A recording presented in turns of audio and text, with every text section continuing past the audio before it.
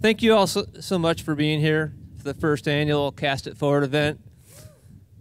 I'm still kind of in disbelief at this first class event put together by the Post and Courier. I'd like to just take a minute, and I want to thank them, starting with Pamela Browning, the publisher of the Post and Courier. I don't know where she is, but thank you, Pam. And the amazing event staff that we've worked with for about 5 months putting this thing together. I just want to call them out to thank them. Chris Zeller, Ashley McGee, Misty Simons, Campbell Cornelson, and Allison Warburton. Thank you all so much. What a great event this is going to be. And it's just the first year, so really excited. Thank you. And what a great venue. Thanks to Firefly Distillery. I can't imagine a better facility to have this event at. So I want to talk a little bit about Release Over 20. Release Over 20 is a brand new nonprofit corporation, still in startup phase. And I want to share the stage and introduce it to my partners, Carrie Browning and Adam Farrer. And thank you. I'm very grateful for their willingness to be involved. And we're going to work together to build and grow this organization.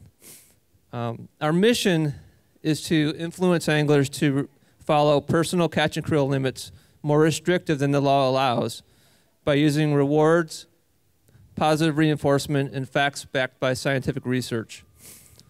There's a lot to unpack in that statement, but it says everything about what we're trying to accomplish.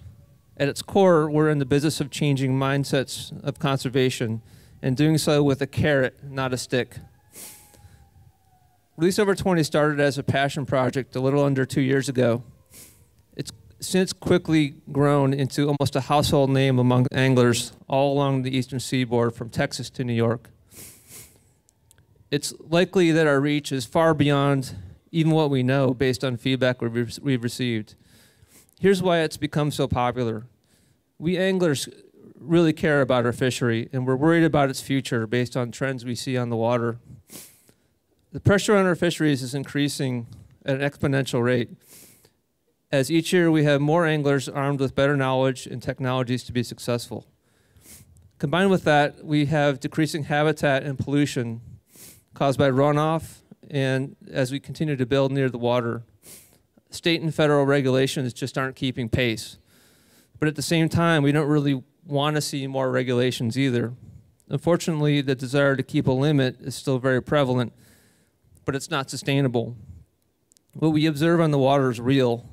It's reflected in scientific data coming in from electrofishing and travel net surveys by our DNR and others around the country.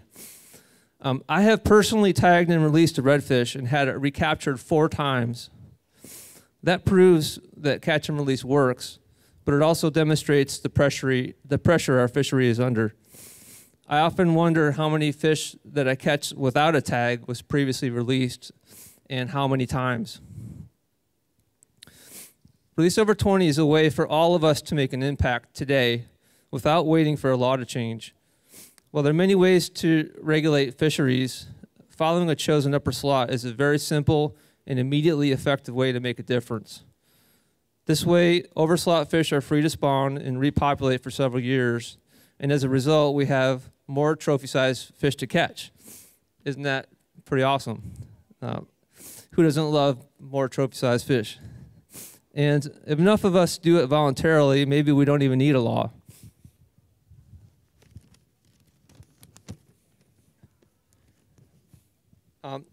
We're trying to incentivize releasing by requesting releases entered into a database on our website, releaseover20.org. Each entry has the option to receive up to 3 decals free, and each entry improves chances to win our monthly giveaways. We currently have 34 very high-profile corporate sponsors who've generously donated samples of their products for us to give away to participants just for practicing conservation. To date, we've given away thousands of dollars worth of prizes, and to maximize transparency, our giveaways are done live, and each participant truly has a chance to win.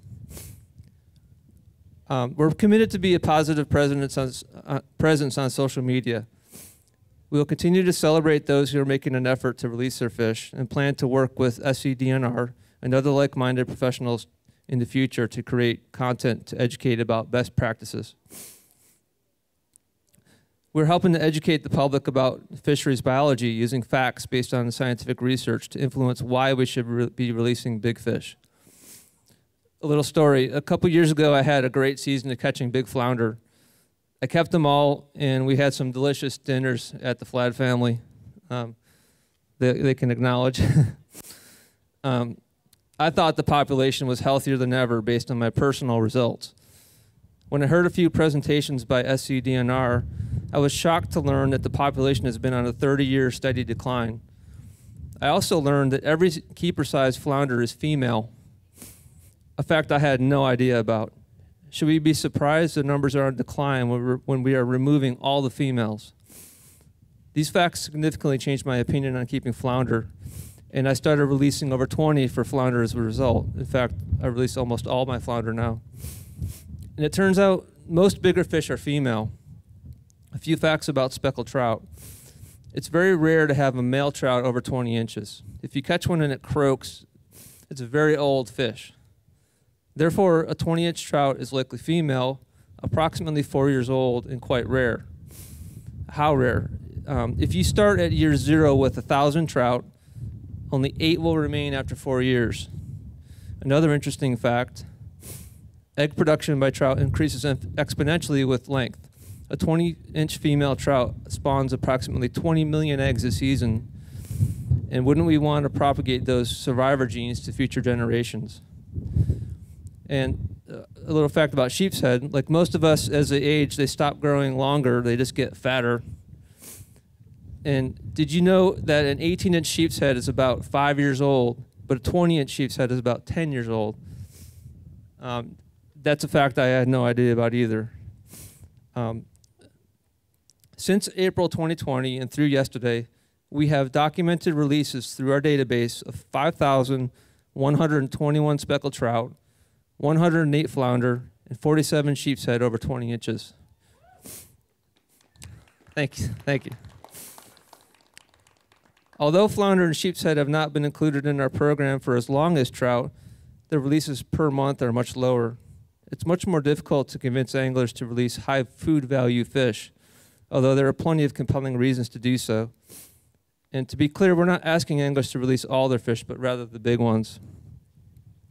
Fun fact, if we count only the trout officially entered in our program and assume they were only 20 inches, of course, many entered are over 20 inches, but if we just assume they're 20 and only for one spawning season, that equates to approximately 102 billion eggs spawned. In the future, we plan to add more species to be officially recognized by release over 20, as it makes sense to do so. We also plan to extend incentives for anglers to do the right thing as resources permit. Sorry. I'll finish with a quotation that perfectly applies to release over 20 from the legendary conservationist Aldo Leopold. Ethical behavior is doing the right thing when no one else is watching, even when doing the wrong thing is legal. Lastly, I'd just like to acknowledge and thank our sponsors, our speakers, social media influencers, our vendors, Thailand Magazine, the SC Department of Natural Resources, and Redfin Charters for making this day possible. Thank you all for being here, supporting our cause. I'm going to hand the mic over to my partner, Carrie and Adam. Thank you.